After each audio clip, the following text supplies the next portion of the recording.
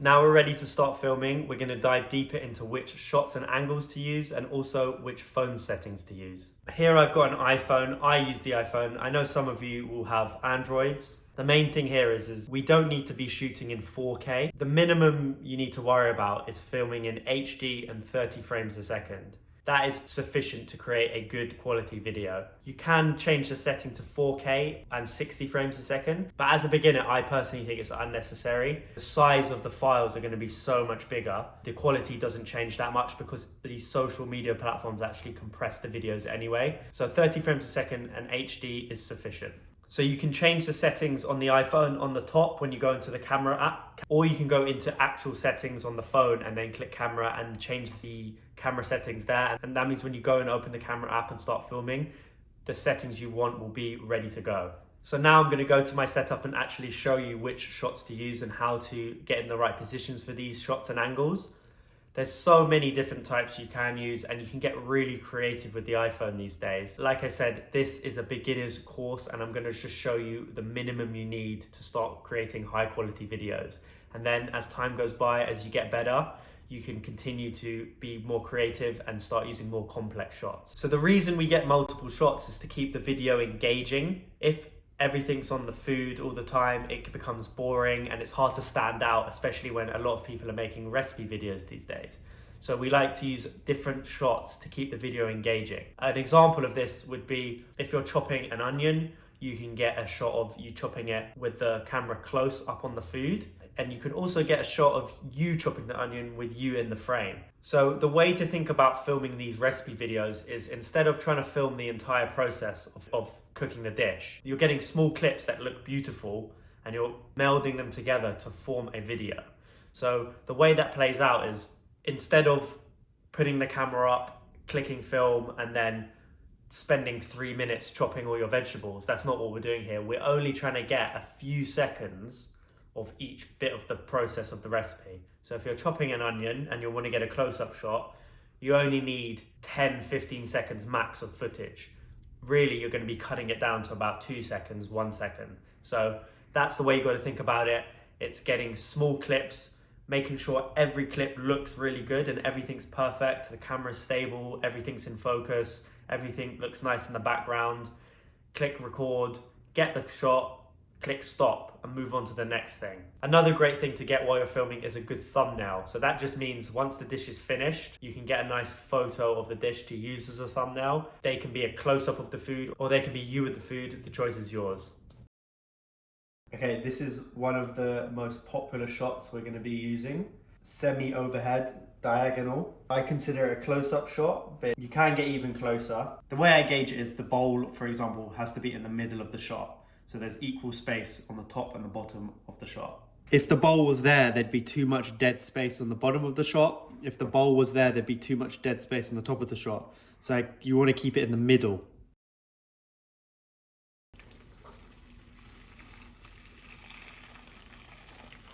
This kind of shot is pretty close. And if you keep the iPhone straight or nearly straight vertical up, you'll get a nice blur in the background. Right now I'm using an older iPhone to film this, but my other iPhone has the cinematic option and people might ask, why don't you use cinematic?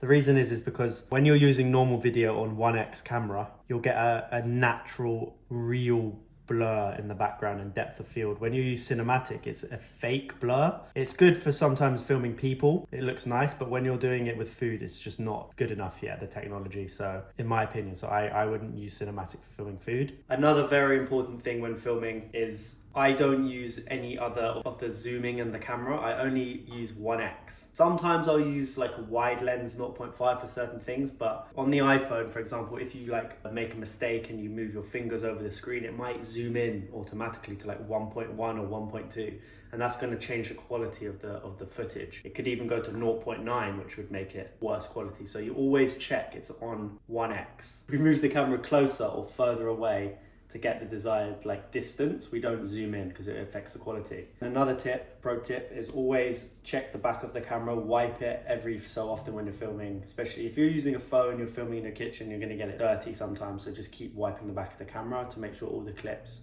are solid.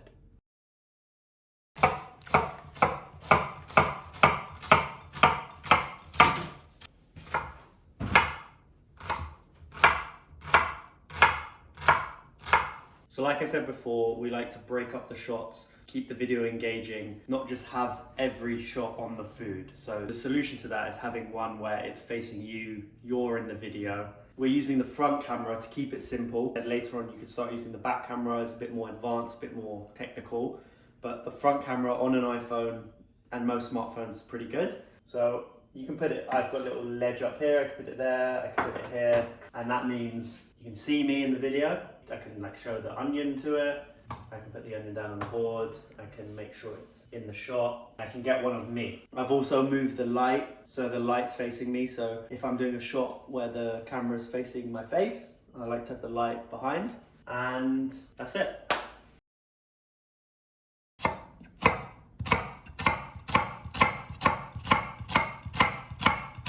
This is classed as a super close-up shot. And we're utilizing flipping the phone upside down. So on an iPhone, I'm pretty sure on other phones as well, when you flip the phone upside down, it will flip it on this side. So the phone is upside down right now, but the screen is still normal. And that means the camera is on the bottom rather than the top, which means you can get closer in to the food. It's a nice little tip. I've got the camera nearly vertical, which means that the blur in the background is going to be really nice. It's going to focus on what the subject or what the main thing we're doing, and the background is going to be nice, naturally blurred, good depth of field, making use of the iPhone perfectly.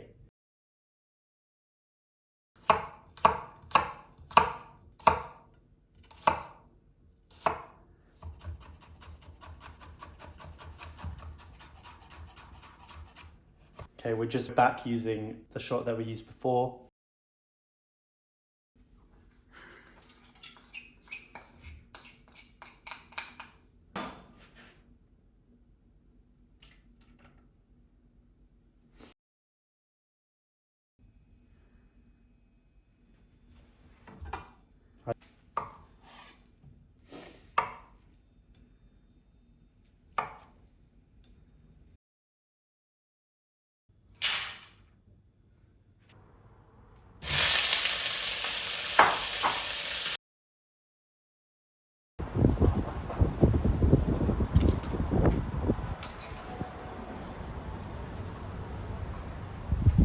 Yep.